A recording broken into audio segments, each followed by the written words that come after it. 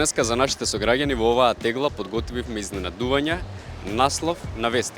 Па да видиме дали они кога би биле уредници на некој медиум би ги објавиле овие вести. Дојдете со мене да провериме. Добар ден. Во оваа тегла имаме некои изненадување. Дали сакате да знаете што има во теглата? Мора да си одберете некој од овие ливчиња.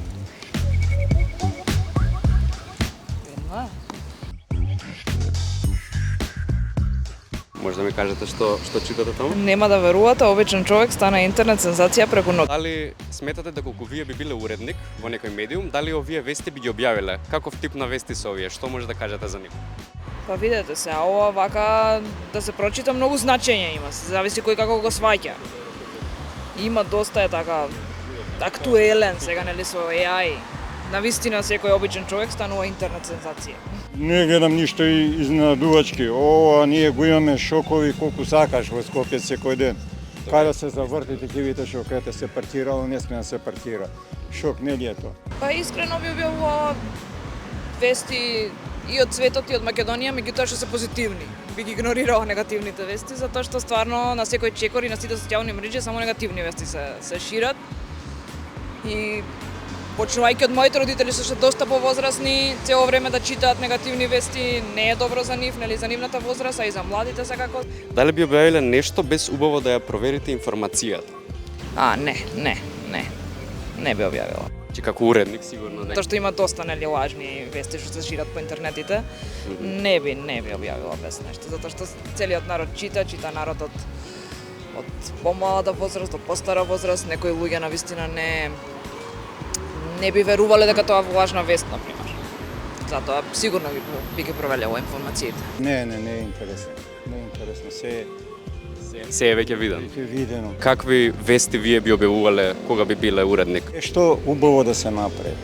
Сите телевизии, сите зборат негативно, се нешто лошо. Никогаш ништо не се објавува нешто добро.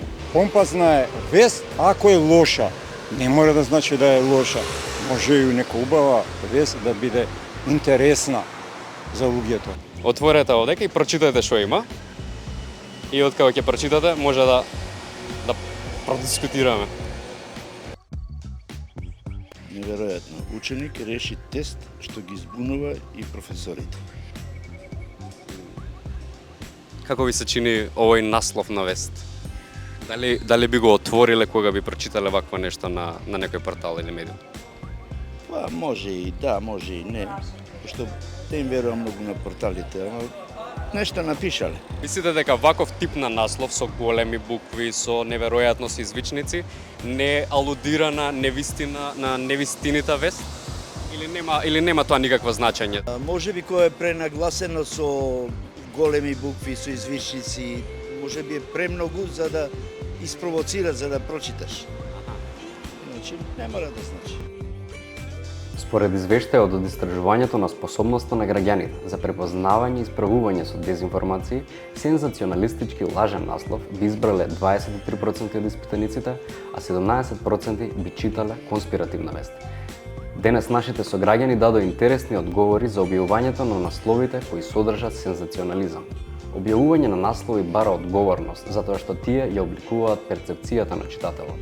Сензационализмот може да донесе кликови, но каде е тука етиката и одговорноста кон професијата? Медиумската писменост ни помага критички да ги читаме насловите, но не заборавајте дека во трката по кликови некогаш насловот трча толку брзо што вистината останува далеку зад него.